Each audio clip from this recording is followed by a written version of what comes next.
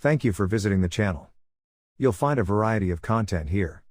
And in order not to miss anything in the future, click the subscribe button. There's a little bell icon beside that. There will be a drop down when you click that. That says all, and you'll be notified anytime we post any new videos. You don't want to miss anything, and that's one way not to miss anything. Thank you for subscribing.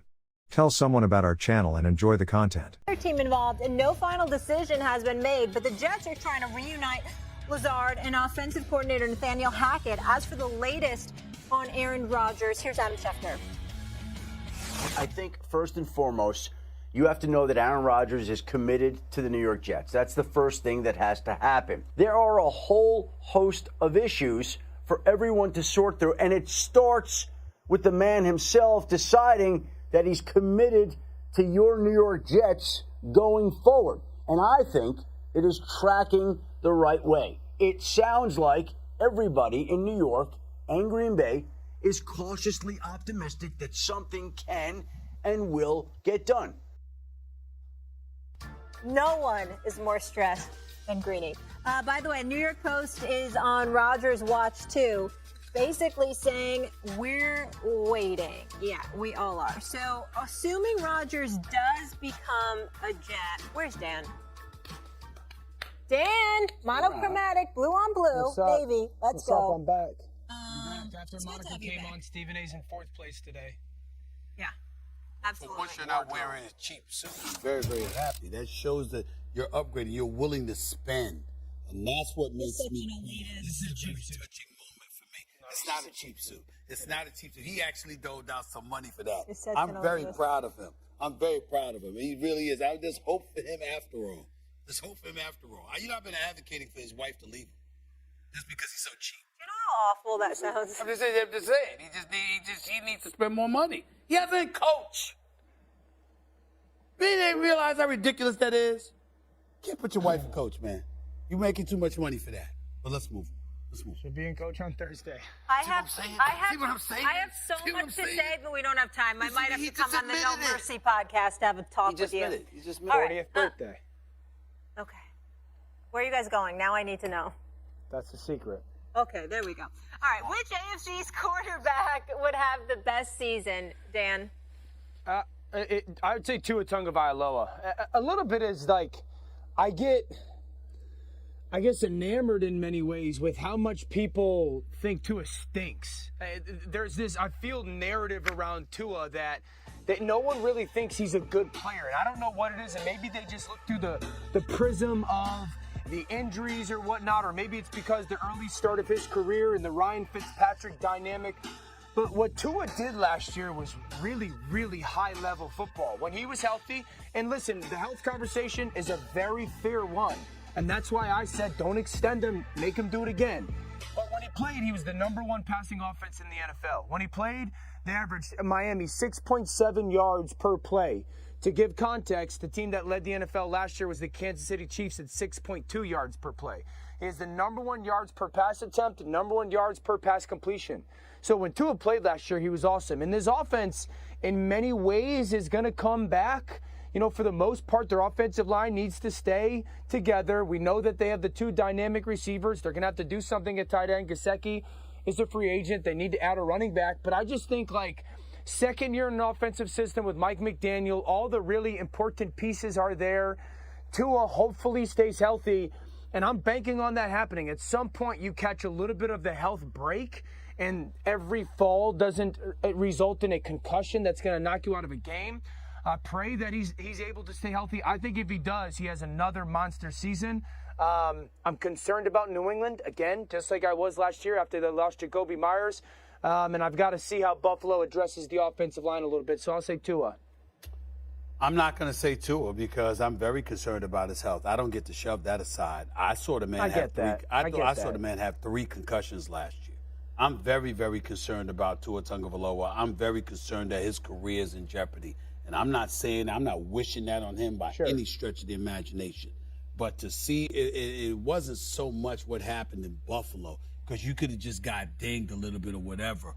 But the fact that he was out on that field just 4 days late on a Thursday night game in Cincinnati.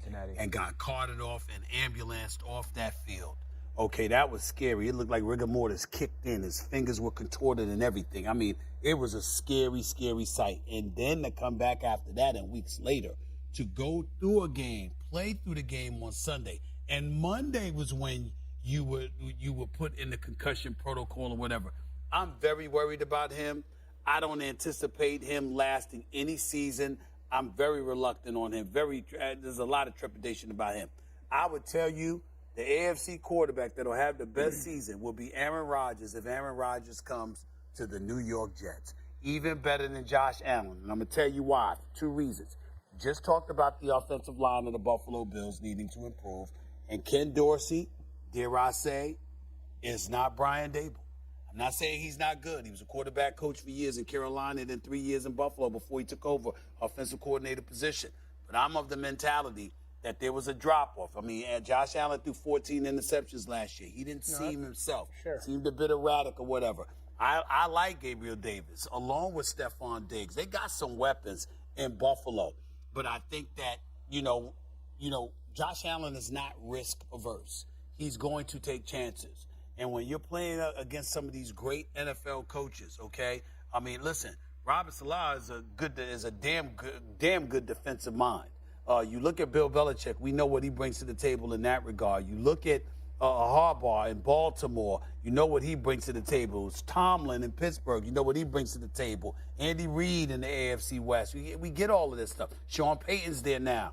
I'm just saying that when I look at Josh Allen, although I expect him to be the stud that he is, he's going to have those moments. He's also going to have some shaky moments as well. That's not what I see from Aaron Rodgers. And I think the defense of the New York Jets, assuming Aaron Rodgers lands there, is going to give him ample opportunities to be on the field and taking advantage of what the defense gives them. They're going to be getting to opposing offenses off the field. Aaron Rodgers is going to see more time on the field than he has in recent memory, and I think that that's going to bode well for him. And that's why I think he's going to end up having a better year than anybody else in that division. You confuse me. You confuse me. The first segment of the show was, would you rather have Lamar Jackson or Aaron Rodgers? And you chose Well, this is about Lamar the AFC. Jackson. This is Aaron Get it, Rodgers. Dan. Hold on. This is Aaron Rodgers compared to Mac Jones, Tua Tagovailoa, or Josh Allen. And So not we're only comparing that, Aaron Rodgers to a guy that finished second in the MVP voting 2 years ago and a guy who led the NFL in passing last year when he played. Yeah, but I'm just telling you, were you satisfied with what you saw from Josh Allen last year? I think Josh Allen played. Josh Allen threw too many interceptions. That's not me. Okay. Well, that's what I'm talking about. But why you act like I'm speaking gibberish? Why you act like I'm speaking gibberish? Because I'm you're not. speaking on both I'm sides of your making mouth. sense. You might disagree with it, but I'm making sense with my argument. One hour ago. Wait a minute. 1 hour ago, the discussion was Aaron Rodgers. This is First Take, baby. I know exactly what the discussion was. An hour ago, it was Aaron Rodgers versus Lamar Jackson. Whether or not those things are overreaction. If people say Aaron Rodgers would make the Jets a Super Bowl contender, would that be an overreaction? No, it's not an overreaction. I mean, you have a good young roster with the offensive and defensive rookies of the year. If Aaron Rodgers comes in and plays like, post New England Tom Brady or post Indianapolis Peyton Manning, you have a real shot to do something special, I would think. Not an overreaction. I really like that. That's my favorite one we've ever done so far. Next, I mentioned the 49ers. They added more pieces on that defense. So people are saying the 49ers were already a lock for the NFC Championship game. Is that an overreaction? Of course it's an overreaction. How can you be a lock for the NFC Championship game in March? It's way too soon to know. Their quarterback situation is extremely unsettled for health reasons, right? You have Trey Lance and Brock Purdy both coming off significant injuries.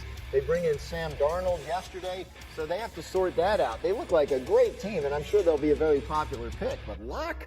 No way. Nobody's a lock in March. Okay, then let's go to the other end. How about the Bears, who had the number one pick in the draft till they traded away? If people say they already have enough on their roster to win the division next season, is that an overreaction? I still think it's an overreaction. They have more work to do, in my mind, on both lines, offensive and defensive. Great start to free agency. I mean, spending money like crazy yesterday. especially on the defensive side of the ball. So they know that they have a lot of needs. I just think they're more than one off season away from contention. Lions look like they'll be good. Packers are kind of always good. So yeah, I think it's a little ways yet for the Bears. Well, that's fair. And yet, I would like all of our friends who are Bears fans, everybody in Chicago, look closely at this graphic. Going back to 2016, these are the teams that spent the most money, guaranteed money, in free agency.